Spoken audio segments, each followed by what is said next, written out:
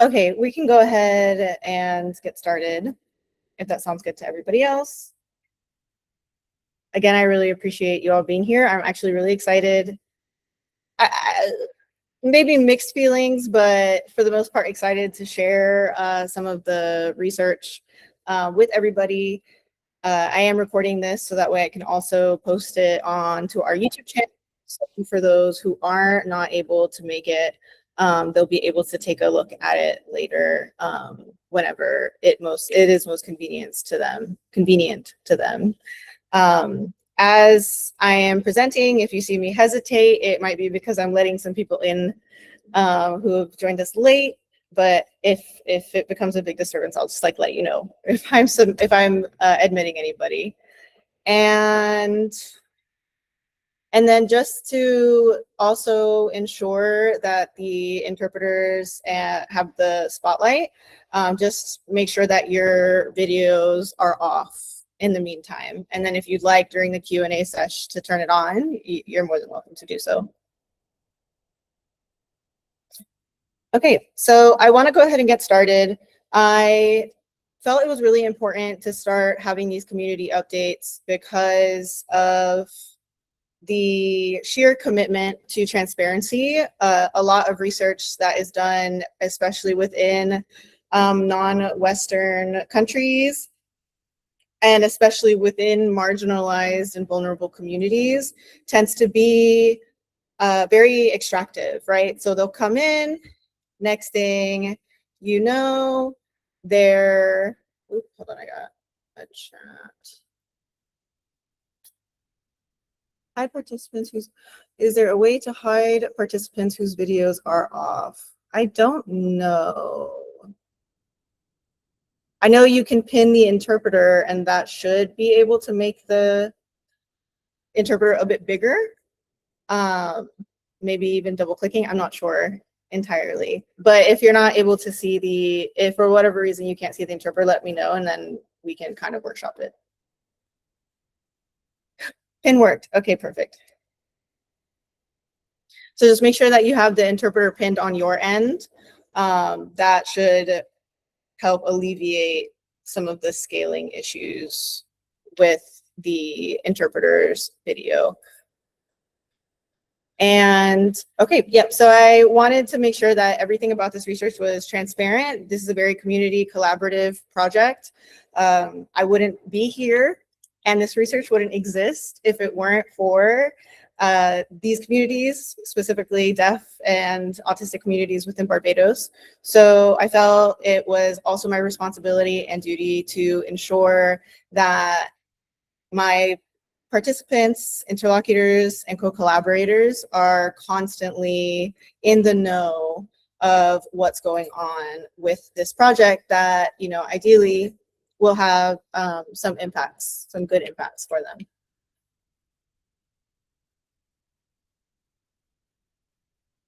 So before we get started, I did want to say this is meant to be a conversation. Your thoughts and comments are valuable, so please share. I think for accessibility and continuity purposes, if we can get through the explanation of the research and the update, and then have the Q&A session later, I would really appreciate that. And I also want that to be a dialogue. I don't want anyone to feel hesitant or afraid to, raise your hand and speak up and let me know your thoughts. This is also being done because I want feedback. So it's important to me that there is more of a discourse, there's more dialogue as opposed to just me talking at my computer. So please feel free to share. Because there is going to be some sensitive information, and when I say sensitive, I mean maybe uncomfortable information for some, it's important that we always maintain a level of respect for each other. So again, make sure you're using the hand raise feature before commenting, and just let's try to keep all discourse respectful. There again may be comments in which you agree with or disagree with, and that's okay. Not everything is meant to be agreed upon. What's important is that we are holding constructive conversations. This presentation does not cover the entirety of the research project or its findings. So this project is still ongoing. what I'm sharing with you all is a fraction of the project. And so I just wanted to make sure to emphasize that, because there might be some things that maybe you're hoping that I would talk about in this specific community update presentation that I might speak on at a later one. But if there's something that I did not touch on that you have questions about, please feel free to let me know, right? So hold on to it and let me know, and I can definitely speak on it. And then finally, just to roll back to the discomfort of some of the conversations that we're going to be having, the discomfort is important, and it's important to sit with it, but not to be reactive because of it. So if there are any kinds of discomfort that come up with what I am sharing, with the experiences of deaf youth and the communities and whatnot, please sit with it for a bit, and then feel free to share with us those points of contention. So just to briefly let everyone know what the plan is for today, we have the study background itself. It's important that, especially if this is community update number 1 for the deaf research portion, it's important that I go through the study background and really tease out what it's about, so that way you have the context for the later sections. Then we'll be also discussing the project aim, so the purpose and the questions that are guiding this project. And then the framework, the different methods that I used to answer the questions that I'm looking to answer. And then we will be getting into the preliminary findings. So these preliminary findings are findings that are kind of in rough draft form. They're not the overarching or finalized findings, but they are important and will go towards creating the final findings themselves. And then I have some suggestions or implications that we can discuss, but that I have also brought up. And then just what's next on the docket for this project. What is it that I'm doing next? As I said, this project is ongoing. And so it will just be me giving you a little bit of an idea of what is going to be happening within the next few weeks, next few months, really. And then an upcoming event that I have, if anyone is interested, that is an event that is directly responding to some of the gaps in the project, some of the gaps found in the project. So just to give you all some brief insight into the background of this project, it really is just understanding the day-to-day lives of deaf and autistic youth in Barbados.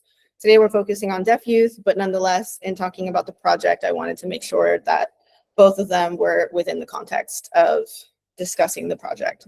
So it's really understanding, exploring how young people communicate, learn, build relationships, not only in the school, which a lot of research is already there about the school, but at home and within their communities, with other material aspects like the dogs or the front yard or the chickens, their art, their video games, right? How do they navigate the realities of their world? And it also looks at how families, educators, disability organizations, and government shapes inclusion, access, and belonging. So how do these factors influence what that lived reality looks like?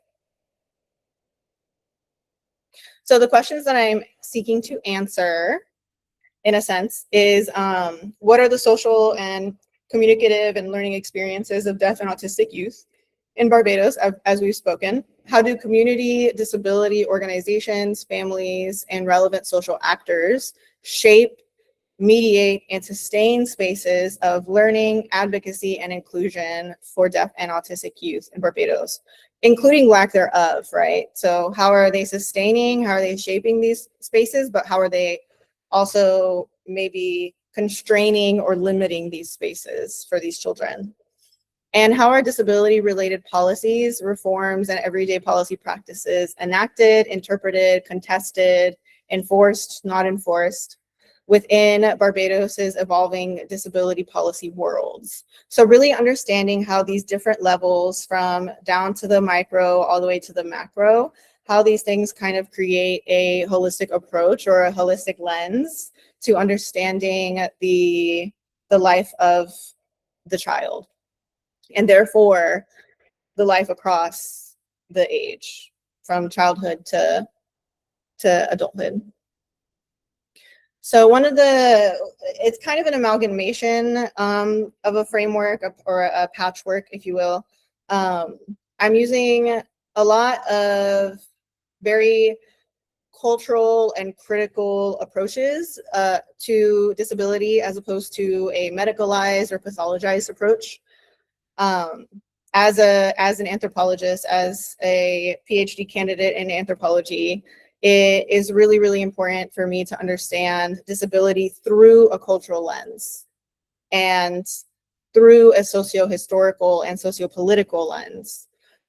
So really understanding disability, not just as an impairment, but really as shaped by the social, the cultural, historical, and political systems, rather than as an individual deficit, or rather than as a point of isolation and blame onto that individual.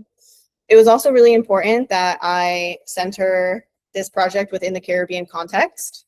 There really is not a whole lot of research that has been done within disabilities in this way, even existing research on disabilities in the Caribbean. So it was really important for me because I am as a Caribbeanist, as someone who does research in the Caribbean, within the Caribbean context, it was really important for me to understand how disability and concepts of disability, concepts of learning and communication and sense of belonging, how all of these are shaped within legacies of colonialism. Because I am of the belief that if you're going to theorize about the Caribbean, you can't do that without really understanding and integrating legacies of colonialism and colonial histories that have occurred here. And then finally, language socialization policy world. So really understanding policy as not just a piece of paper, but as almost as a human, almost as a thing that essentially impacts other people, right? It creates dents into the world in which it exists. And so what does it mean when we look at policy as paper, but also understand the history behind the policy, understand the context, understand how it came to be about, and what's going on after the fact, right? With the implementation, enforcement, maintenance, or lack thereof, all of the above. And then with language socialization, it was really important for me to really understand communication, because one of the things that I find really interesting about working with deaf and autistic youth is that there are some overlaps, not to say that they're the same or that they're similar, but I have found that there are some really interesting parallels within the communication aspect of both disabilities. So when we have autistic, non-speaking or nonverbal autistic youth, and then we have deaf children, especially those who don't use their voice, right, and are maybe majority deaf, there are these parallels in experiences, and especially around communication and communication access and communication privilege. And so it was really important for me to also be able to look through that linguistic lens and understanding language as not just language, but the idea of languaging, which is, moving through language, essentially. So as we see, there is a plethora, a cornucopia of methods. And it was a lot of work, I will say. I'm tired. No. So I've been doing this research for 3 years now, but I've been really in the thick of it since October of 2025. So that's 8 months now. Because I'm working with kids and youth, and because I'm working with kids with disabilities, especially, again, communication-based disabilities, it was extremely important for me to have a really extensive approach and flexible and adaptable approach to methods. So of course, we have our observations, whether it is participant observations, meaning that I am participating within the setting, or just kind of shadowing, maybe in the corner taking notes. And then with the children, especially as I'm working with them, whether on one-on-one sessions or in group sessions, those arts and activities-based methods were really important. And those are very flexible. So I've done activities with the kids, like I've taken them to outings to the observatory. I've taken them to the Barbados Wildlife Reserve. I've taken them to sporting events and whatnot. And all of that is to understand how they move within these settings through their disability and really through their context. And then I've also held arts-based workshops. I just completed photo voice workshops, or a photo voice program with both deaf and autistic cohorts, respectively. So again, lots of arts-based, lots of activities-based, so movement and play, education, like so educational settings, not just in the school, but outside of the school. All of those were involved and integrated into this project. And then, of course, again, interactions and engagement. I do have interviews that I've done with, for example, parents and education staff. And then, of course, the maybe a little boring to you, but not so boring to me, is the policy practices. So policy analysis, policy practice analysis, looking at press briefings, looking at parliament sessions, looking at news reportings and how people are talking about, like how people within government spaces are talking about these things, including content analysis, for example, social media and the group chats that I'm involved with, and then archival analysis, which really is to focus on, again, how this broad concept of disability, or this broad concept of the disabled other, is really transformed throughout the timeline. So this is some of the data that I've generated so far. It is not necessarily accurate. I also meant to change the total because the total is not accurate. But in the sense of the observations that I've done, so observations at the school, observations out in the community, anything that was observational.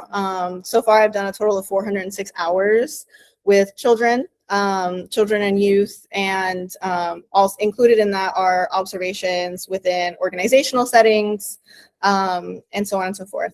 And then with the children, I've done sessions, whether they're one-on-one. I've also done group sessions, and that has totaled to about 153.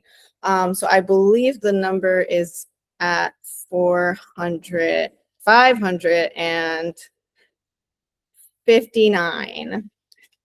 559. The number of interviews that I've done so far totaled to 31. So I've interviewed 15 parents. I believe 3 of them, if I remember correctly, 3 or 4 of them are parents of deaf children. I have interviewed education staff. 2 of them are deaf educators. I have interviewed support professionals. 1 of them is a support professional specifically for the deaf community or deaf populations. And then I've also interviewed 2 autistic adults and then 2 deaf adults. Those numbers will be changing over the course of the next few months as well. Some of the data that I've not quantified yet, which is why I said that this number of hours is not necessarily accurate, are the hours that I've put into observing or doing observations within government spaces and within government activities. So policy practice analysis as well, and then the content analysis and archival materials. All in all, I would say that I've probably gotten to about 1,000 hours, and I'm still counting, meaning that there's still a lot that I need to get done, especially within this specific realm of data that I have not yet quantified as far as hours I've put in. But yes. So we'll go ahead and get into the preliminary findings. And I'm excited and a little pensive because They're not so great. Some of them are great. A lot of them are not great. But I am still eager to have this conversation because it is important to have these conversations, regardless of how it makes us feel. And so the preliminary findings so far have been around insufficient interventions in language models or language modeling, the conundrum around deaf education in Barbados, community connections and disconnections, government abandonment, and then desired futures and really a desired present. So with insufficient interventions in language models, I have found that, for one, right off the bat, and I mean, this was something that I came to the quick realization 3 years ago, right, is that there are very few early childhood interventions on the island. And when I say very few, I really mean none. Because when a child, as soon as a child is deemed deaf, then the immediate approach is through a pathological lens, is through a medical lens. So, you know, are they eligible for a hearing aid? Are they eligible for a cochlear implant? And then aside from that, the only not quote unquote non-medical intervention is putting them in Irving Wilson, which is the school for the deaf and blind here in Barbados. Although it's the Irving Wilson School now. It used to be called Irving Wilson School for the deaf and blind, but has now since been the Irving Wilson School as of, I want to say 10 plus years ago, because now they have an autism or an autistic population, and actually the autism population is the largest population at the school. So to also give you more context, there are 9 deaf children at the school currently, at Irving Wilson School, 9 deaf children total. Whereas with autism, there are probably closer to 30-ish. Yes. So no interventions like at all whatsoever on the island, which is really detrimental for the child that is already going to probably be experiencing a lot of language deprivation between either the moment they became deaf or if they were born deaf, and then the diagnosis itself. Obviously, there's already a lot of language deprivation that you see there, but the really unfortunate situation is that even after they are diagnosed deaf, there is nothing. There is no language-based interventions, no community-based interventions, no familial-based interventions whatsoever that exist on the island. There are currently no fluent native sign language models available to them, which this has been a point of contention among myself and other folks who, I shouldn't say of myself, there is a huge kind of strife around what is deemed as fluent. In Barbados, here they use American Sign Language with like Bajan signing variations. But nonetheless, because there is no regulation, which I believe we will speak on in one of the other findings, there's no regulation, there's no oversight to quality. So it's just kind of willy-nilly. If you can flap your hands, you could be an interpreter. And so there's a really big issue with that on the island currently, and that severely affects the children because they don't have those sign language models. And ideally it would be native sign language users, so those who are deaf, those who are maybe codas where ASL is their first language. I know there are codas that exist on this island, so those don't exist for them. What does exist is one deaf educator. They are not deaf, but they are a teacher within deaf education, and they aren't fluent nor native. So then what this creates is a situation where you have a very short, warped language ceiling available to children, deaf children and youth. So if this is where you as an educator, your language caps, like it maxes out right here, then that means that the children that you teach will only be able to go that far, especially when they don't have other forms of language models. So what we're finding is that these children are being exposed to a very fractured system because they're also not using American Sign Language in the schools. They're using Signing Exact English, which is not a language whatsoever. It is a manual coding system. So they're getting fractals of one piece of a language, fractals of another piece of a language, but they're not coming together to make a like comprehensive understanding of communication. Instead, what's happening is that you have children who cannot fully express themselves. And it is a big struggle for them to express themselves, let alone to really understand the, any conversation that is given to them, even sometimes amongst themselves. I say short because of that capped capacity. I say warped because one of the things that I've also been finding is that some of the signs that are used within the classroom setting are really influenced by the hearing teachers. So those signs are not signs that are used in the deaf community outside of the school. And yes, there are certain signs that the kids come up with, but there is a big differentiation. And I'm going to go ahead and say one of the differentiations, which is one of the ones that I go to a lot when I talk about this specific situation. This is the sign for red, right?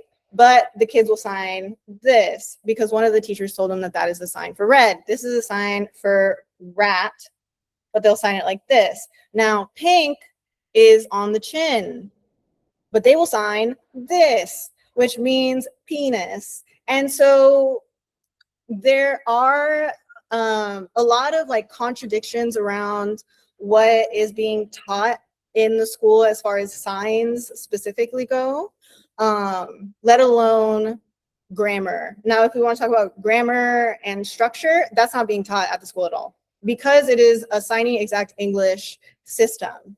So again, they're really just getting very small fragmented pieces of two languages, assuming that that is going to get them towards English fluency, which is absolutely not what's happening. And we'll talk about that a little bit more in one of the next preliminary findings. So there is a bit of a deaf education conundrum, kind of complex situation that's happening. The approach to educating deaf children is long outdated. So the school for the deaf and blind was formally established in the 1960s, where the head teacher was flown to, on Barbados' dime, was flown to Manchester University, where he got a deaf education degree. If we understand that timeline, then we know that the deaf education training he received was in oralism, right? Which means that if you tried to use your hands to sign, you would get a ruler to the hand or you would have to sit on your hands kind of thing. So it was more so you have to learn to speak and you have to learn to read lips. We know that that is not a best practice, to say the least, right? So then in the 1970s, roughly 1970s, you see that Barbados is still, sending out teachers to get deaf education training, but now it's on total communication, which is the signing exact English and English, verbal English, spoken English together. There are a lot of reasons as to why that doesn't work. And honestly, why it doesn't work has shown throughout the deaf education timeline here in Barbados. But the main reason is, as to what I said, right? They're just getting fractals of languages and then ultimately not able to express themselves. So an approach that was supposed to gear them towards learning English fluency is actually giving them no fluency in any language whatsoever. And so that has been an issue. One of the issues around, although Barbados was very much investing in deaf education training because there was a huge population, they have since stopped as the numbers have dwindled and as people have been able to kind of train each other, which is a whole nother ball game that we could discuss at some point. Because of that, all of the best practices that have come out, like bimodal communication, using ASL as the primary language of instruction, using ASL to teach English literacy, which we know works. All of those best practices, those more updated approaches towards equitable deaf education is disconnected here. And that's because no one has kept up with those best practices, with the changing and the development of more equitable education practices within deaf education spaces. So more or less what I'm saying is that the Irving Wilson School is stuck in the 1970s when it comes to the approach of deaf education and the kind of framework and strategizing around equitable teaching of deaf children. Another issue within the deaf education conundrum, as within special education currently, is that there's just no policy framework, there's no standardized practice for deaf education, meaning that people are just flying off the seat of their pants, like they're just figuring it out as they go. And that has huge implications because there is no adequate oversight to ensure quality education is maintained. So you have people who are not necessarily experienced or they don't have the expertise in deaf education curriculum development, for example, or deaf education program development. Yet they are responsible and they are in charge of creating whatever it is that they decide to create for the curriculum of that year. That is not necessarily their fault as much as it is, again, a huge kind of governmental and regulatory issue where there is nothing there that is based in research and based in equitable teaching that they can go off of. And then because of that, there's just no regulation around deaf education. There's no one to say, oh, this is what is working now, this is not what is working now. There's just no one there. Children are left to learn sign language on their own. When I say this, I mean that. Again, Irving Wilson uses signing exact English, and a lot of times there are signs that they use that aren't necessarily correct, right? When we think of it from a linguistic perspective, from a linguistic lens, the hand shapes, maybe the movements, maybe the orientation are just a bit off. And that tends to happen when you are a hearing person who is using ASL, especially if you're using ASL unchecked by native, fluent, or signers. So what ultimately will end up happening is that once they leave the school, and if they integrate themselves within the deaf communities in Barbados, that's where they'll have to actually like relearn, right, the appropriate signs, and then the more appropriate kind of like grammatical structures and use of facial expressions, all of those things, because none of that exists in the school. And then one of my biggest issues, please someone ask me about this later, is that the Irving Wilson School is designated as a primary school, meaning that you have, in this case, deaf children who are just deaf that are being given a primary school education from 5 or whenever they get into, Irving Wilson, to 18 years old. So they're graduating at 18 years old with a primary school education, if that, to be honest. But again, if we want to have more of a discussion of why that is, please let me know. So another, again, preliminary finding is community connections and disconnections.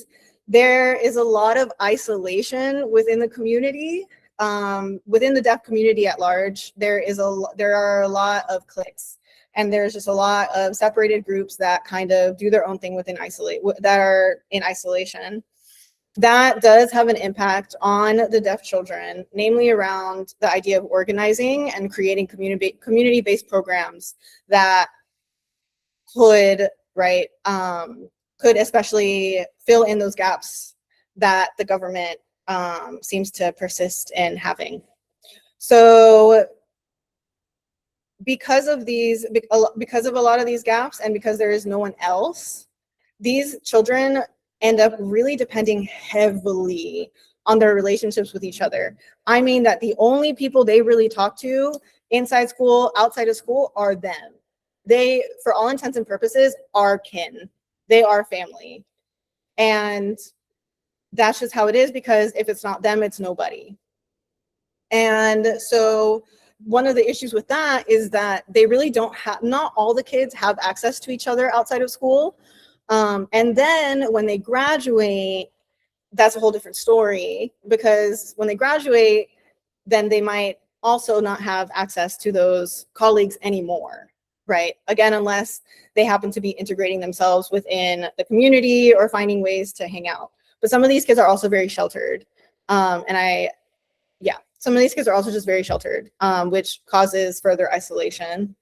But they do heavily rely on things like video calls and texting, mainly video calls, which they do a lot. And when I say a lot, I mean they do a lot. There's always one kid that is FaceTiming somebody, which again, I can appreciate because they really only have each other. Because of the deep separation between the deaf adults and communities and the children, so there's not really a relationship between the school and the deaf community. There's not a relationship there's not a relationship with the education staff and the deaf community. There are a lot of points of contention there that I do not need to really kind of divulge too much right now, but nonetheless, they are very siloed from each other. And because the deaf youth population is so small, they're also very isolated from the deaf community. And so because of that, as mentioned before, then these kids really don't have role models. These kids don't see other people like them, and especially other people like them that are doing well. And they don't have those deaf adult language models to really ensure that they're getting language in at least one language, right? That they're getting, that they're acquiring language in at least one language. So this all has really severe implications for identity and sense of belonging. These children are, for all intents and purposes, a lot of these children are lost. As I've mentioned a little bit originally, because there was a huge deaf population going all the way back to the 60s up until probably about 15 to 20 years ago, there was a huge push for interventions like speech therapy and audiology and all of these things. And I have some really wonderful pictures, but I haven't scanned them yet, unfortunately. So maybe at the next community update, you'll be able to see them. But because of this huge population, the government maybe felt pressured, or maybe felt because it's a larger population that they needed to do something about it. Unfortunately, as the size has gotten smaller, and as there has been less of a need to send people out for trainings, this population ultimately ended up going to the periphery and abandoned. And I say that almost as objectively as possible, because there is such a huge push towards understanding intellectual and developmental disabilities in their own right. But because of that, these children are being left at the wayside, and they're just a number, right? So there's only 9 of them. They're a very small population size, but at the same time, these children are human beings. These children will live long lives. They will become adults. They will, they will love, and they will care, and they will struggle, and they will live a human life that, is deserving of empathy and care and support. But nonetheless, because of the way that the government kind of seems to function, the focus is more on those that are bigger in number. There are currently no specialized deaf education professionals to oversee quality, meaning that in the ministry here, the Ministry of Education, they have people who are responsible for ensuring or for overseeing what is going on within their schools, right? To ensure that that the education is good, everything is being managed and maintained. That does not happen with the deaf department, at the very least, because there is nobody in the ministry that is fluent in sign language. And the reason why that is important is because if you cannot understand the language of instruction in a classroom, then you cannot oversee the instruction in the classroom. You cannot oversee for quality. You cannot ensure that there is equitable quality, up to standards education being given, right? And that's really important. And so what we see is that that's exactly what happens, right? they might see the kids signing and be like, oh, that's so beautiful, that's amazing, and then go about their merry way, because they are not linguistic professionals. They do not have the native fluency or the professional fluency to really be able to gauge what does language look like with these children, which I will talk about a bit more soon. There's a severe shortage of deaf education and interpreting professionals. Look, for the sake of the slide, I went ahead and said severe shortage. There are no deaf education professionals currently on this island. There was one, but they have long since left, and they are coming back, but not to be within deaf education, to be within a different profession. But nonetheless, there are two teachers within the deaf department. However, one has been out for most of the academic year. And then the other one has been in deaf education for a long time, but they don't have any deaf education centered training. And again, that distinction between deaf education and special education is extremely important, extremely important, because there is nuance there and there is differentiation there. And then lastly, for this preliminary finding, parents are left to make difficult and long-term impacting decisions, often without full information. Parents are given next to nothing when it comes to understanding best practices, understanding the full context of a child's deafness. What does that mean for them? They don't have that within professional spaces, and they don't have that within the community. So parents are really left to their own devices and left to just figuring it out amongst themselves. And sometimes they work together and talk to each other, but it's really not to the extent that it should be to really allow parents to make decisions without feeling like they don't have all the information. Okay, so the last one is desired futures and desired present. I say desired futures and desired present specifically because while yes, there are a lot of there are a lot of deaf folks here who do want, all of them, who want to see a better future or a more idealized future. The issue is that there is nothing being done in the present, and this is really urgent. At this point, this is a really, really urgent situation. I would very much classify this as like a crisis, particularly within deaf education of children or minors.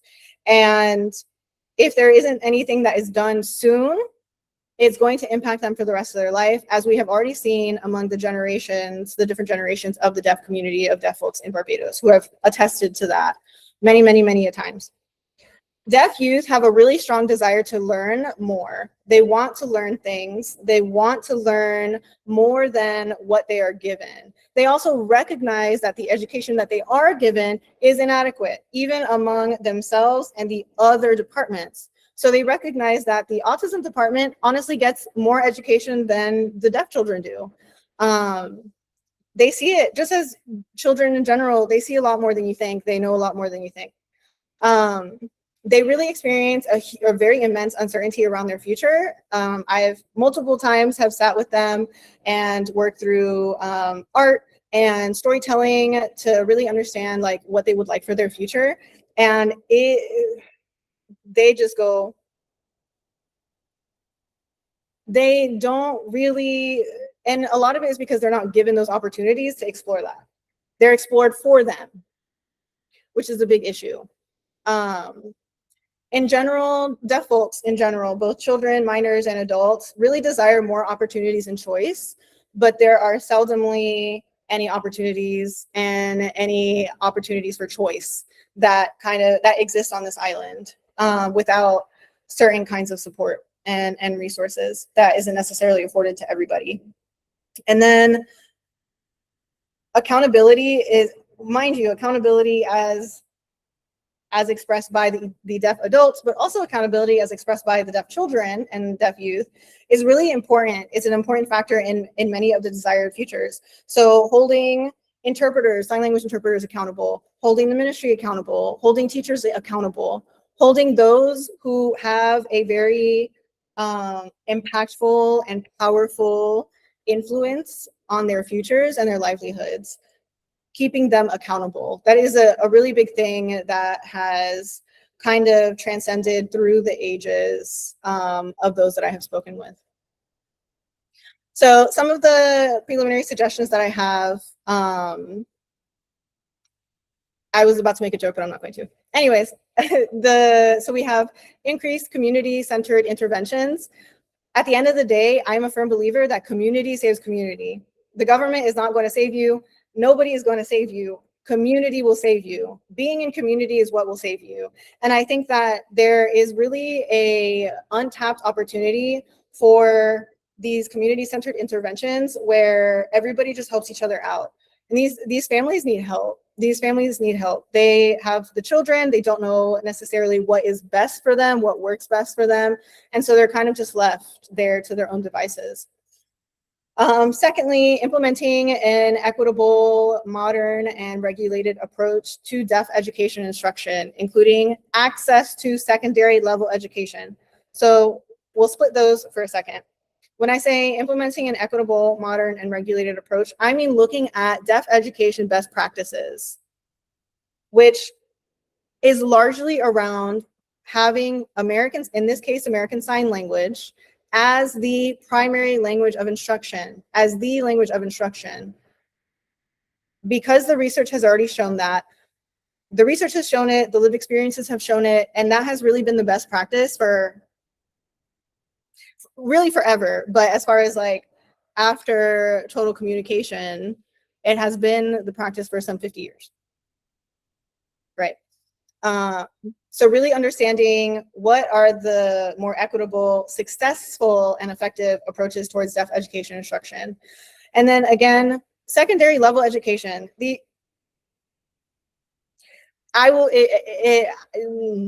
These kids should not be graduating from a primary school at 18, period, full stop. And I don't know what else I have to say there, to be honest. Heightened accountability from the government. There tends to be a lot of infighting within these communities as far as like the school goes and within the deaf communities and things like that. It really does seem like one of those situations where it's kind of a divide and conquer, where the person that the entity that gets the most benefit out of these isolations and like separations of community is really the government. If you have one person or two people who are constantly advocating for equitable deaf education, they are being seen as people who are just complaining and people who are quote unquote entitled. But if you are able to rally everybody and really organize and those things, especially working across community lines, meaning not just deaf people, but also working with parents, also working with the children, also working with allies, that's where you can tend to see a lot more change and a lot more accountability being had. Integration of deaf children and their families within deaf communities. I really do feel that a lot of the problems that exist for deaf children, particularly around language acquisition, could be alleviated if there is a space for these families within deaf communities, right? So again, more sign language immersion, more deaf culture immersion. What does it mean to be deaf and Barbadian? What does it mean to be deaf and context? And then let me just edit this one guess real quick.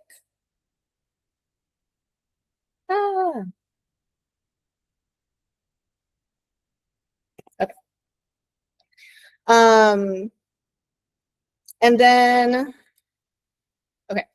then formal sign language interpreting and education training. I have been saying this for the last 3 years, but I'm not the only one, right? It's not me, and it's not about me. These are things that have been said multiple times by these communities for years, right?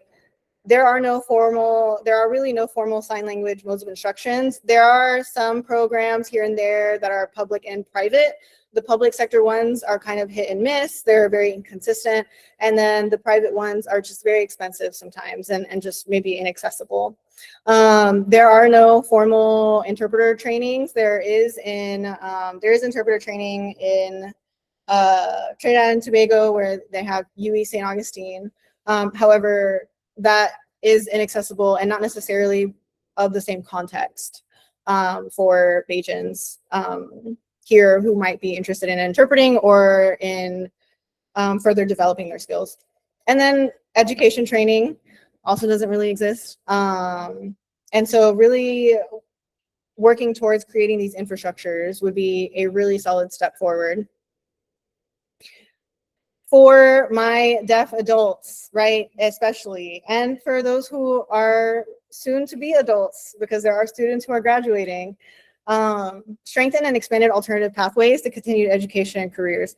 This is one of my main suggestions when we think of desired present, because again, sure, desired features, you can implement a secondary level education to ensure that they can seamlessly go into whatever it is that they want to go to that's next. However, what about the deaf people now?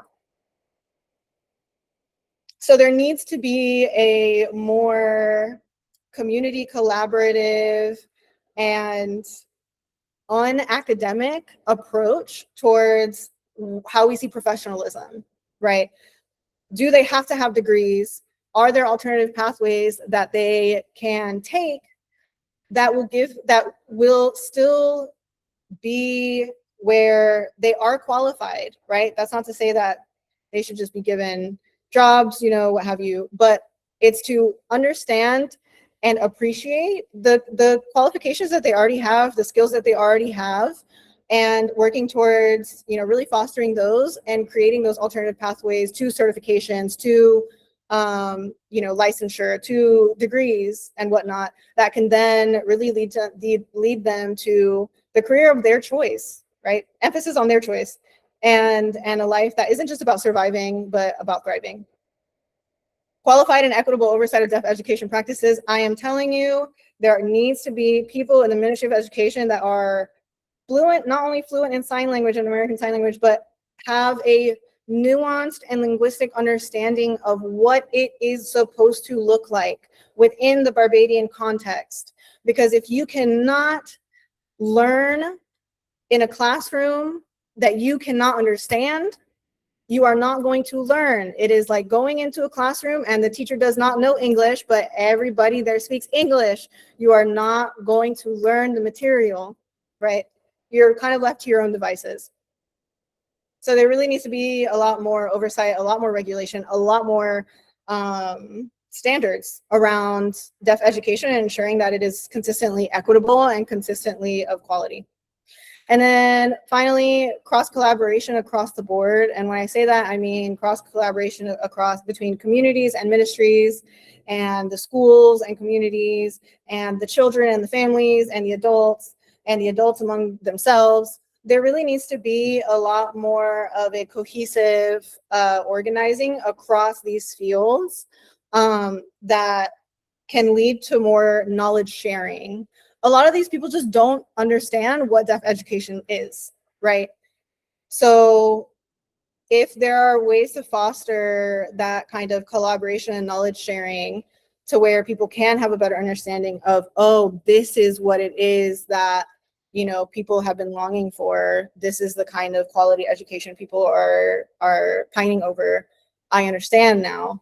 A lot of it right now is just that they don't understand, and a lot of it is based in ignorance and prejudice that has historically been here for generations, right? Just like everywhere else.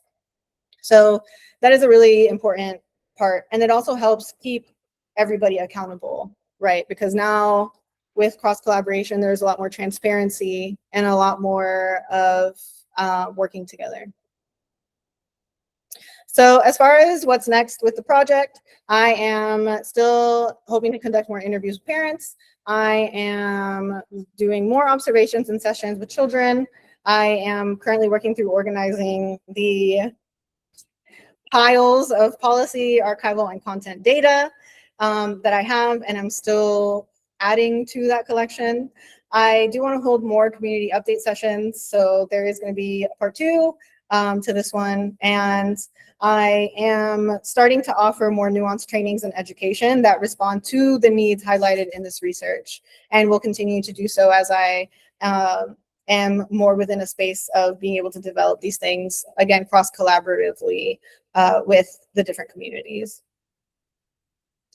And one of those events is digital literacy training. I have found that a lot of people that don't necessarily know about a certain disability from lived experience, so a parent of a disabled child, oftentimes those who should be giving them information and resources fail them. And so they're left to their own devices, which is good old Google.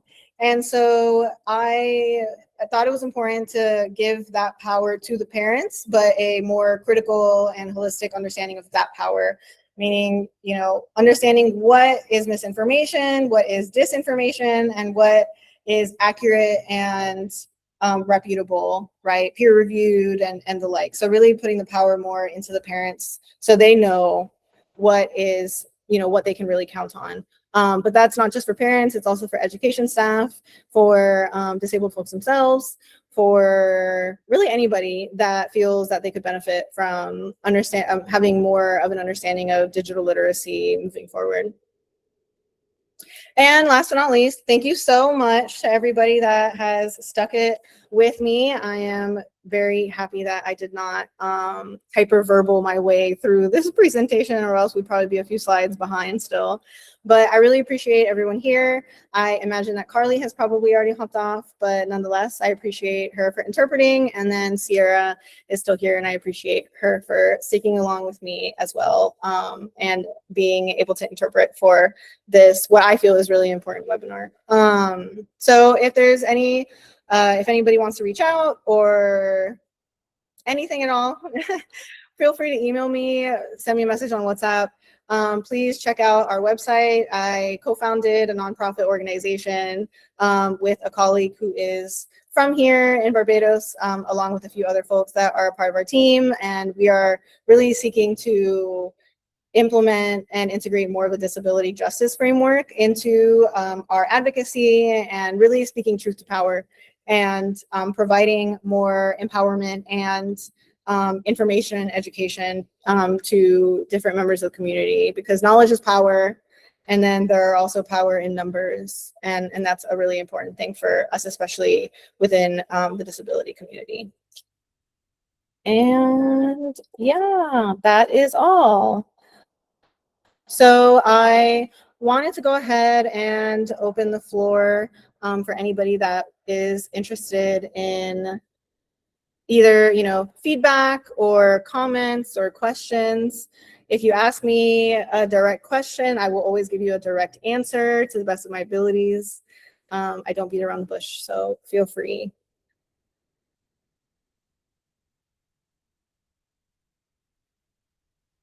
Okay, Mr. Scarrett or Dr. Scarrett, right? Hello. Oh, hold on one second. I just got to stop the screen sharing. Okay, perfect. Do you prefer me to speak or sign? It's up to you. It's whatever you prefer. And if you are speaking, you're muted. I'm so sorry. Yeah, okay. It's a really beautiful presentation. Throughout, I was wondering, she's talking about Trinidad and Tobago or Barbados. I kept having to remind myself, I don't know, every single issue can be replicated here. We have the same challenges. I particularly like the point you made about people in the Ministry of Education not having, I mean, they've benefited from some training here. I've done some professional development since 2018, 2019 with the focus on student support services. They've done some sign language courses, done some courses on bilingual education. But again, we still have the issue of teachers who have done special ed being placed in our deaf schools. And as you rightly said, that doesn't work. Special ed doesn't qualify to teach deaf children because the biggest issue is that language deprivation and need for language immersion, language modeling, and of course, the current state of deaf people here. Many of them, we currently started a project with some deaf people who are benefiting from some training to develop their own competency with English using a bilingual approach and some skills to work with young deaf children. And their minds are blown every Saturday when they come, because for the first time they're understanding how the two languages work and concepts. And because they've missed out on that in education. They don't teach sign language in schools here in Trinidad, like in Barbados. Sign language has to be on the curriculum. But then who's going to teach it? The teachers aren't native signers. We now have a few. Thankfully, things have changed a little bit. We have a few deaf teachers who've gotten their bachelor's degree. But I loved it. Good work. I'm really hoping. I know you're coming to Trinidad at some time, and I'm really hoping. I don't know if your plans are to share this information there. I really hope so. If it is that you plan to share something else, maybe we need to get 2 slots to share this. But I'm looking forward to meet you in person, and I'm hoping that some of the folks in Barbados would join us for the upcoming Caribbean Deaf Education Conference. We've tried to reach out, we haven't gotten any responses, but let's see what happens. But wonderful work, and I really appreciate everything you say applies to Trinidad and Tobago. Thank you so much. That actually means a lot. I believe Dr. Kristen Snodden is still on the webinar, but we share a lot of like back and forth commentary between what's going on in Trinidad and Tobago from what she understands, and then what I've seen and experienced and what I've been told through deaf Barbadian folks here. And they're not dissimilar in a lot of ways. I actually will be presenting on quite a bit of this in the presentation at the Caribbean Deaf Education Conference. I will especially be integrating more of their inclusive education policy final draft that has conveniently been wiped off the face of the earth. But there's a lot of implications there that are worth discussing and worth integrating into the conversation of how we move forward with, again, an equitable and deaf-centered, let alone deaf-led, deaf education approach. But yeah, thank you so much. It really means a lot that you felt that it was not dissimilar in a lot of ways. And I look forward to meeting you too. I do have a question for you. Yeah. So I know you mentioned the matter of the Barbadian context, and oftentimes in trying to address the problems we have, there's the claim that we could do it ourselves. We don't need to borrow from abroad. We don't need to bring what's working elsewhere here, because there's always this issue of the unique context of the Caribbean, the unique context of Barbados, of Trinidad and Tobago. I don't know what your thoughts are on that. Because, I mean, one, there's the notion of why reinvent the wheel? And I agree there is context, there's a local context, and there's that cultural responsiveness that we have to be concerned about. But what are your thoughts on, there are things that are working elsewhere with regard to deaf people who have achieved so much of their PhDs, like Dr. Snodden and so many others who, I work with a lot of deaf people from Tennessee, and I have the deepest respect for them because they have in different ways succeeded. Nothing works the same because the deaf community is a heterogeneous group. But what are your ideas about the things that work elsewhere, whether we can use it here with that balance of respecting the cultural sensitivity, the context specificity kind of thing?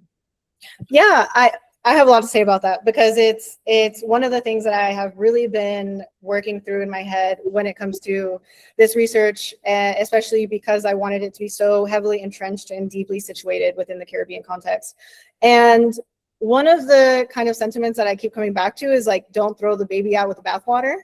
And this idea of, for example, when we think of early intervention, we've seen in the States that some of the early interventions offered, for example, even in Florida, is that as soon as a child is diagnosed deaf, then they sometimes, not all the time, but there are some that will have the opportunity to have a deaf advocate. So someone who is deaf, who is a native sign language user, who has been vetted and trained to go into the homes, you know, however many times a week, and will just sign with them, right? Just signing with them, helping the parents, also providing them with resources, but really just being an advocate for that child and their language acquisition. I think that when we understand, I think if we looked at that situation, that's not dissimilar to what we do as humans in the Caribbean. And I'm including myself in that because I am also of Caribbean descent, but nonetheless, like, we're very community centered already.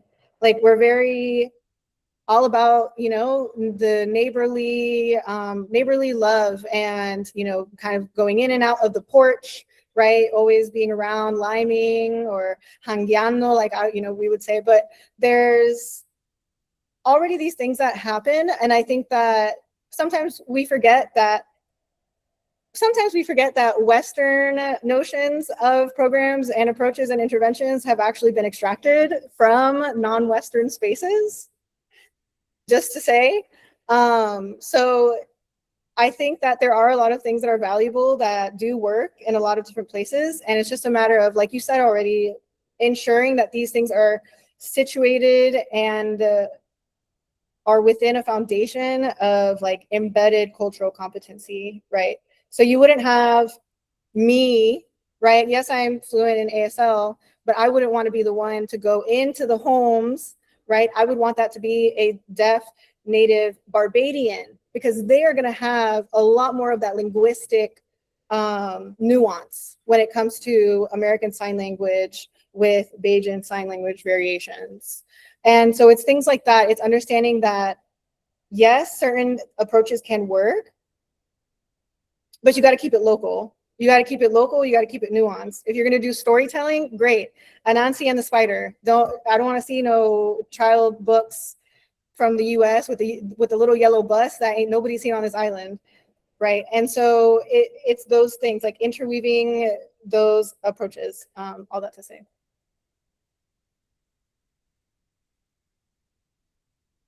That's Thank a great you. answer. Thank you. Did anyone else have any questions? I know that some of the deaf folks in Barbados were gearing up to have questions.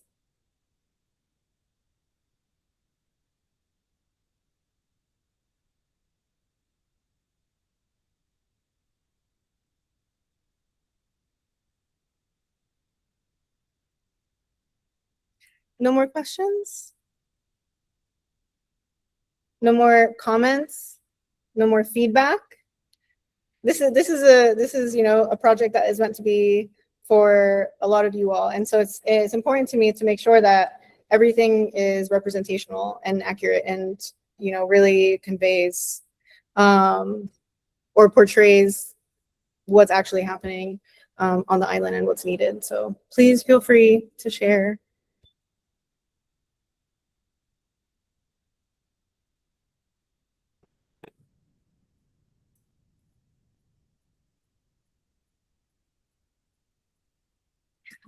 Daria, Okay, Daria. can everyone see me signing here? Everyone can see me? You can see me okay? Hopefully. Yeah, all right, perfect. So one thing that you mentioned with IWS being a primary school, I want to say that was back in 2009. Prior to then, some students had been wondering whether it should be a primary or secondary school. And so they would have to ask their teacher, is this a secondary school or is it a primary school? And so some of the teachers felt like they couldn't say for sure what it was. And so often they would deflect to someone else, saying that you had to ask someone else. And so that caused this questioning and this bother to deaf students who have been kind of postulating on that for a while. And so now that we're saying that it is a primary school. I do have a little bit of disagreement with that because I'm thinking age 5 to 10, sure, is a primary school. But once you reach the age of 10 and you're going up to 18, I do think it's important to think of it being a secondary school, because I do believe that hearing individuals are going to think that deaf individuals are less than if they're coming from a school that is considered a primary school. So that is, thank you so much for bringing that up, because I actually meant to speak on that earlier. One of the situations, and why I say that a lot of the infighting is happening while the ministry is really benefiting from all the distractions, is that because Irving Wilson, like other special education schools, they are legally designated as primary schools, meaning that they function and are managed as primary schools. So every single teacher at Irving Wilson is a primary school educator. And so when we understand what it is to be trained in primary school education versus secondary school education, it's understanding that one is a specialization and one is a generalization. So you have primary school educators who can't teach you the nuance of chemistry, of algebra, of those, more nuanced topics like marine science. None of that exists at the school, right? Is that specific thing the teacher's fault? No, because that was the job that's their job description. That's what the ministry was hiring, and that's what they filled the role with. They wanted a primary school educator, and so they filled the role with a primary school educator. That aspect is one of the really interesting contentions, because that is a ministry failure. It is a ministry failure that particularly deaf children have historically been seen as inadequate and inept and undeserving of secondary education.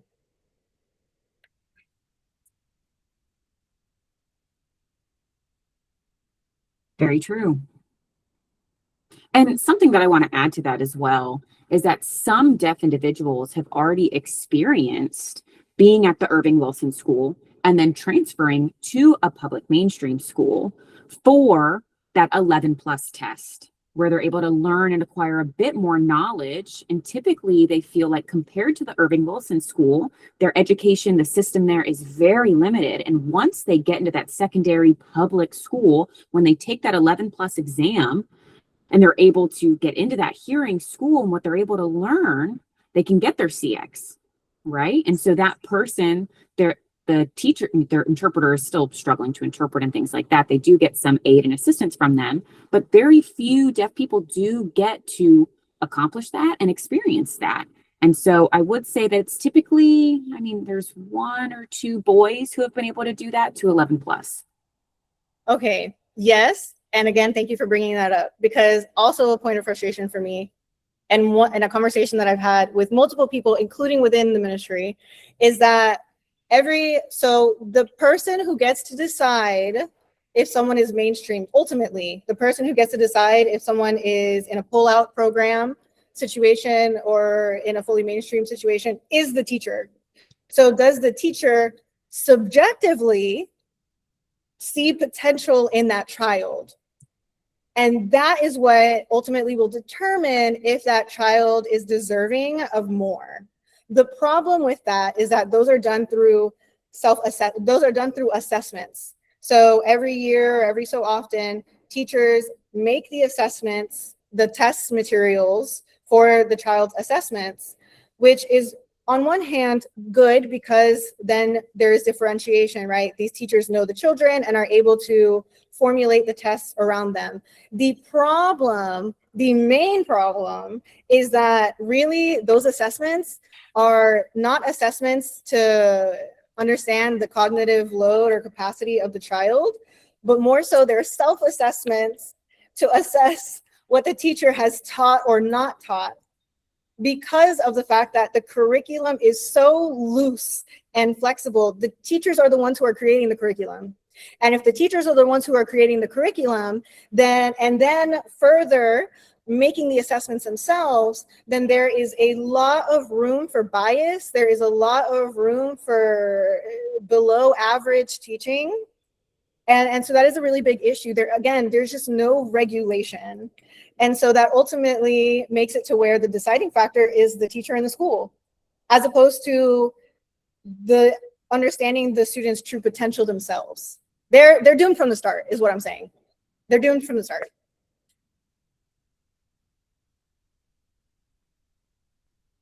Thank you, Tylen. And I think Lionel had his hand up.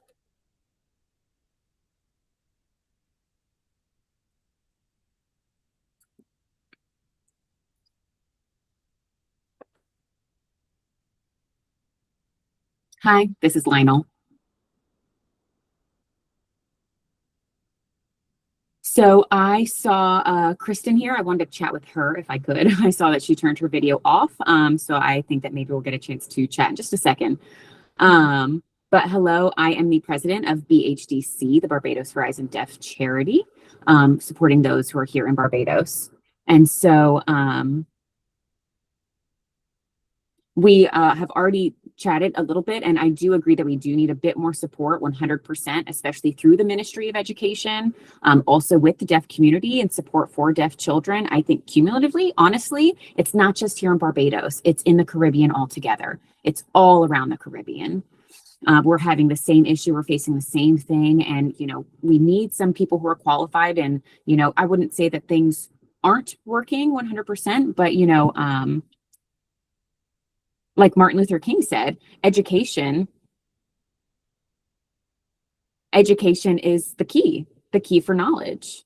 And so that means that we do have to make sure we're doing our best to provide education. And just like what you just talked about regarding teachers and them doing the assessment, it's them who are selected, who get to do the selection of kids, which is ironic because if they don't even have the skill in sign language to do the instruction properly, how can they assess them? And so as a community, we already know that. We already know that that is the responsibility of the teacher and of, you know, the principals there and of the structure in this school. And so I would say that that is one of the biggest challenges that we are facing Caribbean wide. And also for the deaf community here in the Caribbean, I would say once they do finish school, it's kind of a see you later situation. There are no job opportunities. There is no thriving opportunity for these people because they do require, you know, they don't have resources of knowing where they can go next. And so it also depends on where's their degree from, where's their schooling from, their education. And if they're from the Irving Wilson School as a primary school, that's a problem too here in Barbados. And so right now what we're facing with the Ministry of Education is that we don't have any type of, you know, transition to, you know, maybe a pre-class that can then transition you to that 11 plus, some type of year that can get you prepared before you go into that. And so some type of transition, I would say almost like, you know, a high school transition period. And so would that help? What would that transition do?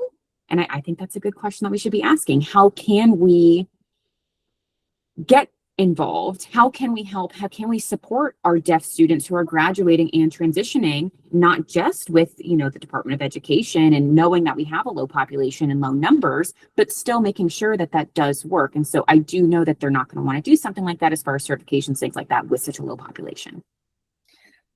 One of the things that I have found, to be completely transparent, the Ministry of Education has like stonewalled me. They tried really hard to deny me entrance into the school, although the school themselves actually were very willing to have me. But I had to go through some trials and tribulations and still am, to be honest. I say that to say that interestingly enough, those who are outside of the deaf community, so those who are on the outside, the second I tell them that Irving Wilson is a primary school and that you have children who are just deaf, that experience a perpetual language deprivation, right? So because they're not getting full access to language, they're just perpetually in this limbo of language deprivation that impacts them further and further and further and further every year. Because of that, and because of the fact that they're graduating from primary school, they have like zero options really, right? One of the things that I have seen is that when I tell people who don't know anything about the deaf community, they are floored. And I mean shocked. They're like, how is this happening? That's a human rights violation. How is this occurring? And these are Barbadians. These are people in Barbados who are just not familiar with Irving Wilson, who are not familiar with the challenges that deaf people experience within education, who I'm saying are wide-eyed and shocked when they find out that this is the education system that is being afforded to their kids. And I think that's one of the reasons why I've been stonewalled, is because honestly, the Ministry of Education has done a really good job of keeping it hush. Tinfoil hat on me if you want or not, but that is honestly one of the biggest issues, is that a lot of this has to come to light. There is no reason why we know that deaf people are, to this day, engineers, rocket scientists, doctors, lawyers, CEOs, entrepreneurs, coders, doctors, nurses. We already know that these people exist in this world in abundance. So where's the disconnection? And that has been one of my biggest questions, is that if the government is responsible, it is their job to know what the best practices are, then why is it that they haven't done so yet? Again, tinfoil hat if you want, but I never said I was a neutral researcher. I've always been a researcher on the side of the populations in which I serve, to give other people context who may not necessarily know me. So yeah. Yeah. I would say also, to add to that, I do want, to talk about too, when we traveled to the US and we had the conference in DC, and most of, our deaf population did travel there. And what was interesting is the deaf Barbados individuals who were there, were a little perplexed as far as interpreters and the work of interpreters. They didn't exactly understand how that worked and how Barbados interpreters worked. So for example, that they have a code of ethics, they have their professional code of conduct, things like that, policies on how they're supposed to mediate language. And so I remember one person who approached me and, had shared about, us having deaf rights and things like that, and the ability to, just a moment. It just felt a little bit like we had kind of like Barbados, they had privilege over Barbados or something like that. And so that is a little bit of a challenge. And so I do think that it requires some type of education here. And like you said previously, children do have the right to be able to communicate for themselves, express themselves, and be able to talk about whatever it is that they want to talk about. But that's a big problem here, is that we don't have good deaf education or deaf workers here, at the Irving Wilson School. And so if we don't have many of them, we don't have anyone here to work with them. It's mostly hearing individuals working there. And so it's deaf kids who have to twiddle their thumbs and can only communicate with fellow deaf people. And so I remember too. Can I say something?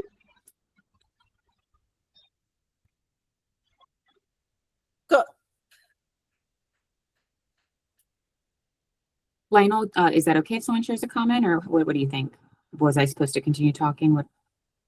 Do you want to continue, or? Yes, I'd like to continue if possible. Yeah, go right ahead, Lionel. Go right ahead, Lionel. All right, this is Lionel again here. So working with kids, we went, the first day that I was with them, they were very shy, reserved. And I told them, go ahead, sign. There's no issues here. I'm not going to reprimand you whatsoever. Feel free to sign as much as you'd like. And so the children finally, once they realized that I was deaf, just like them, we gained trust. And I remember other kids asking me too, sharing that their teachers there kind of shirked them off a little bit. And so it's because they didn't exactly feel comfortable there. And so we created this deaf space working with deaf kids and me being a deaf individual. And I want to see what we're able to do as far as other opportunities for things like that. And I know I'm waiting as well for Kristen to hop back on so I can have a conversation with her. Allison does have her hand up, so I just really quick want to give her the floor and allow her to speak. Hi, good night. Good night. Right. My option about this school, I think that all those children should be included into the normal mainstream, because having them together, they're pick up like the acts, like they're slowed down. Some children move more slower than some. So having them in the normal mainstream to build that confidence and not that fear when they see people that is talking. So to be like normal people, because they're shut away in that small space, and when they go, people look at them like, who's them? Like, that's what I get with my son when I go. Like, people look at them strange. Yeah, so one of the kind of damned if you do, damned if you don't situations is that on the one hand, if you allow your child to stay in Irving Wilson, yes, they are getting that access to a small fraction of sign. Again, signing exact English is not a language, but they're also getting camaraderie. As I've mentioned in the presentation, literally the only reason, one of the only reasons why these deaf children like Irving Wilson is because they have each other. And they have, through multiple different workshops, multiple different activities, multiple different times over the last 10 months or the last 8 months, have they said that they value each other so much. So yes, it's not quality education right now, but the one thing that they are getting there is that camaraderie, is that family. Now, mainstream, right? So this is the 2 points of contention. The mainstream situation is, yes, they will get an adequate education if they have a quality sign language interpreter. If they have a quality sign language interpreter, and I'm emphasizing that to the moon. The problem with that is that they become very isolated. So it really depends. Often it depends on like the degree of hearing. So those who are more profoundly deaf are going to have a harder time really integrating with other folks as they would with their social experiences in Irving Wilson. But so it's kind of one of those situations where, again, none of these are the ideal. The ideal would be that deaf children are allowed to be with each other in a quality and equitable space, even if, for example, that means a deaf education program within a general education setting, right? So we already see that deaf kids are being grouped with autistic kids, and then obviously, you know, with blind populations. Okay, they obviously can already mix and mingle with other people. So another approach that honestly may not be a bad idea in this context is having a deaf education program within a general education setting. So they are still absolutely getting all of those interactions with other folks, whether it's hearing or non-hearing, hearing and other disabilities, because there are, for example, autistic folks in mainstream school, but they're still able to fall back on being within each other and really having that sense of like empathy and solidarity that they will not be able to, I promise you, will not be able to find with anybody else. And that's not to say that people won't sympathize or people won't ally, but being within one's own culture is crucial, as we see in the Caribbean, right? And that transcends to disability as well.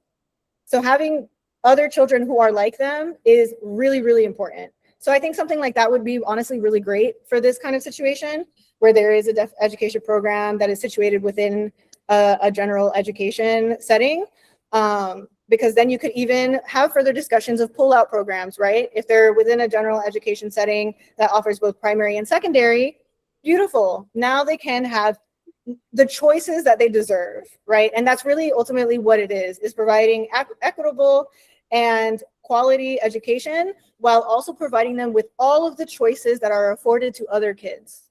I hope that kind of helps respond to your statement, because I don't disagree. And it's also been an issue because I've had parents that ask me for my recommendations and I get stuck. And my response is exactly why I get stuck, because they really are damned if they do, damned if they don't in this current situation.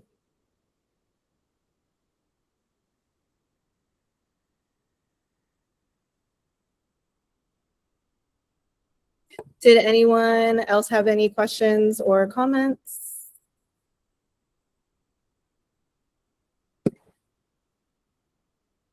I see some questions in the chat. How will they access the curriculum in that space? When you say that space, Dr. Scare, what do you like? Do you mean within general education, like mainstream?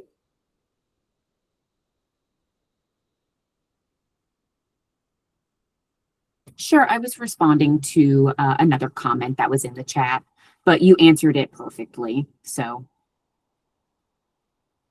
And then Dr. Snodden said, I was actually really interested in the kinship relations among deaf students as you described them. So what we know about deaf culture that I'm not sure necessarily transcends globally, but at the very least within the situation of the US and I imagine in Canada, is that one of the aspects of deaf culture or like being deaf is being very blunt, also being very touchy, right? And that is something that, and also just kind of sharing, like oversharing everything. Like there's no filter, they just share everything and anything, right? Because language access matters so much, right? And that is something that I see so much in these kids, People have called them aggressive. People have called them wild. They have said that these kids have disruptive behaviors, but it's literally just how they communicate and interact in the world. They're constantly like, and it, you know, to the unknown person, it looks like, you know, maybe, oh, they're about to fight or something, but no, it really is just like them trying to get attention or them even trying to like reprimand each other because they also keep each other accountable. They keep each other in check. And so you see a lot of these things, but because these things are not understood within a deaf lens, they're seen as maladaptive. They're seen as disruptive and as not good. The other thing, so the other aspect too, is that again, these kids share everything, partly because deaf people are oversharers. That is just something that, you know, we see often. But within their context, these kids are growing up, I mean, together. So think of it almost like foster care, where there are some children in foster care who just move along together and inherently become siblings, right? That really embedded like sibling or kinship bond is created. And that is absolutely the case with these kids. There was a kid last year who moved to the US. And when I tell you they FaceTime him every single day, I mean, they FaceTime him every single day. They FaceTimed him at the workshops during Easter break. They FaceTimed with him during the photo voice workshops. They FaceTime him when I'm doing one-on-one sessions with some of them. That like it is so incredibly beautiful, but also like complex how much they heavily depend on each other, truly. And then when we look at all of this from within the Caribbean perspective, now we really talking about some disruptive behavior because these children also have gone into some severe trouble because they talk about things they shouldn't be talking about in school. But as we know within the Caribbean education system, you have to fall in line in a very specific way. And if you do not, then you are seen as a, you know, as a deviant. You are seen as a disruptive student. And so that does happen a lot within the context of these kids.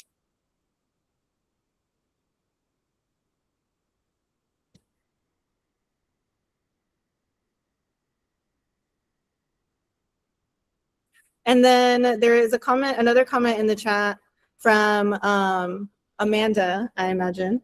And she says, that as a deaf individual who was mainstreamed and only went to Irving Wilson for a short time, mainstream would work up to a certain point, but they still had to fight on their own with the lack of resources. And that the Ministry of Education is really only doing it for optics, and only see them at the beginning of a situation, and then you're kind of just on your own. So and then she says, we still need Irving Wilson, or you still need Irving Wilson, or should I say the deaf, to boost our identity as a person. Yes, so that has also been a really hard reality for a lot of these kids, is that they don't have a sense of like understanding of deafness when it comes to deafness as an identity, or as an identifier, as something that means more than just an impairment. And I will forever say that that is because they don't have access to their own people. Full stop.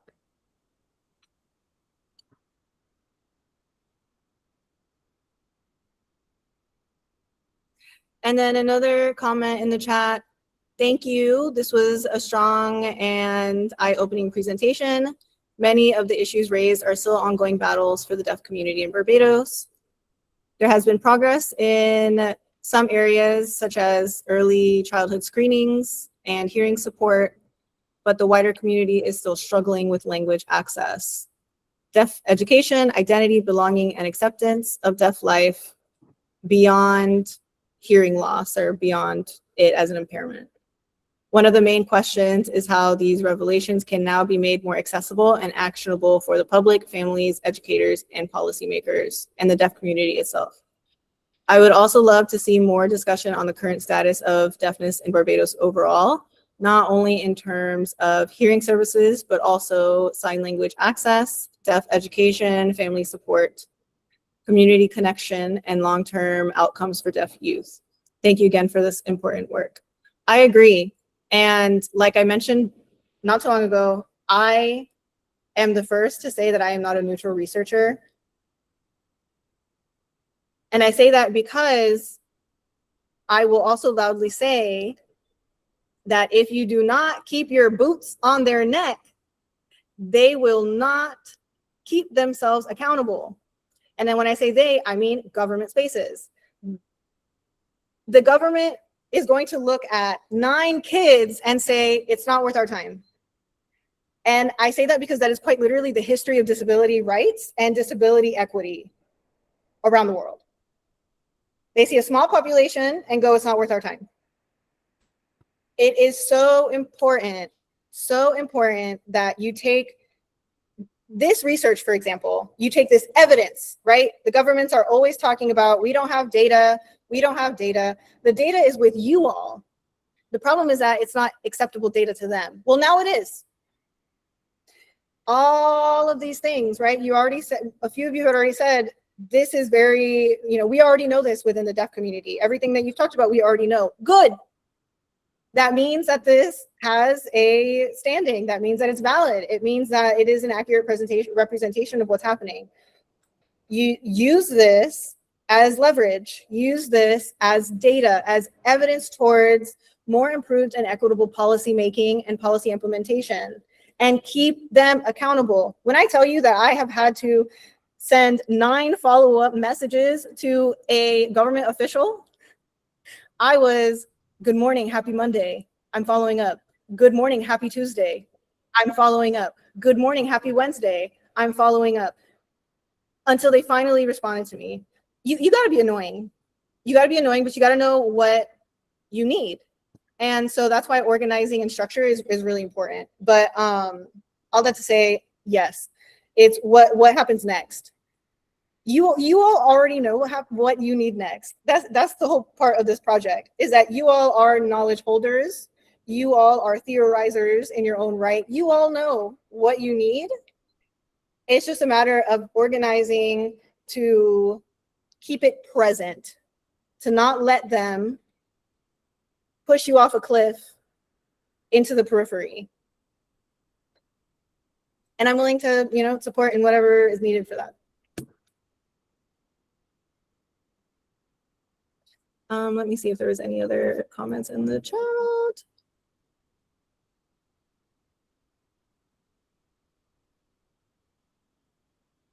Thank you, Dr. Scarrett.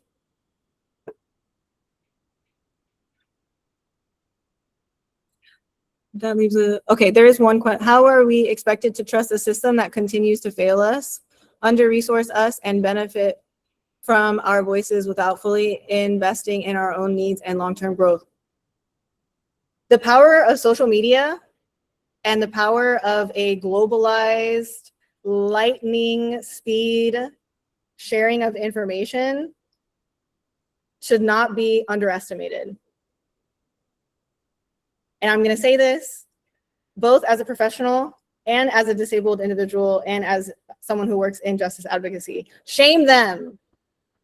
You gotta shame them until they are shamed into, like, it really is a humiliation ritual, but they're already practicing humiliation rituals with their constituents. So you gotta give it back.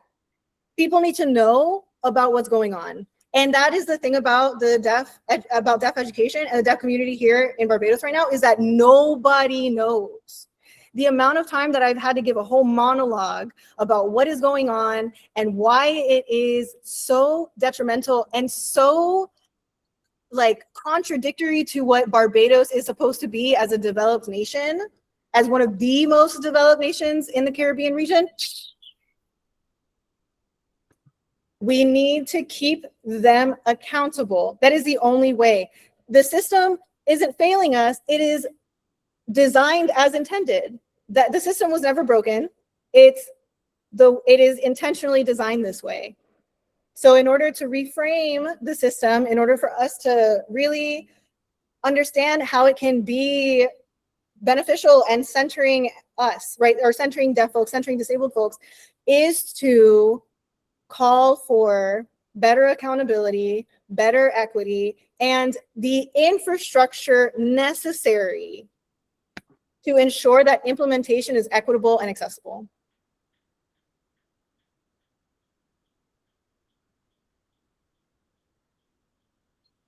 And then I know that I will say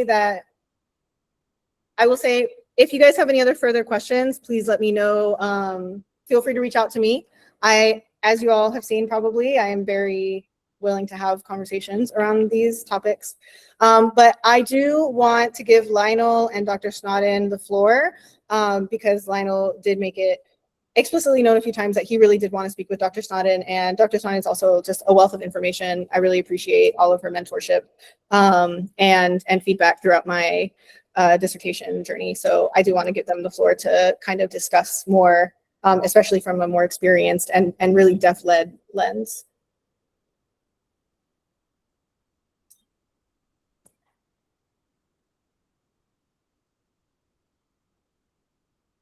I can also give you my WhatsApp number as well for communication purposes, so anyone can contact me if necessary.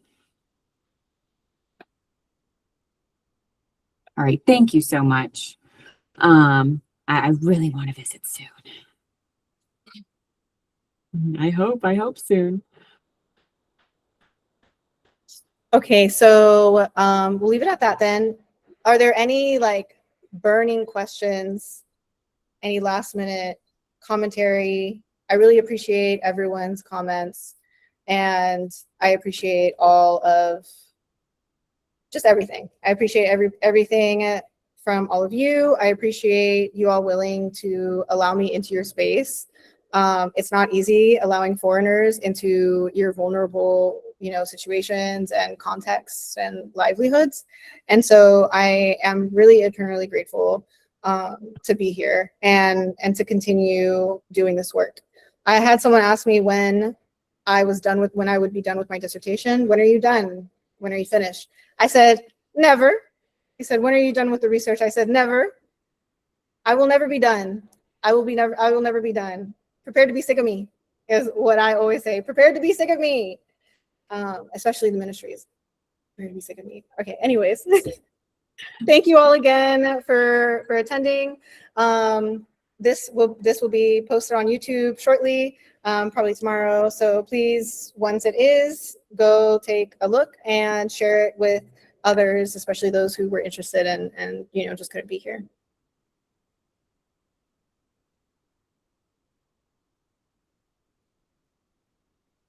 Thank you, everyone.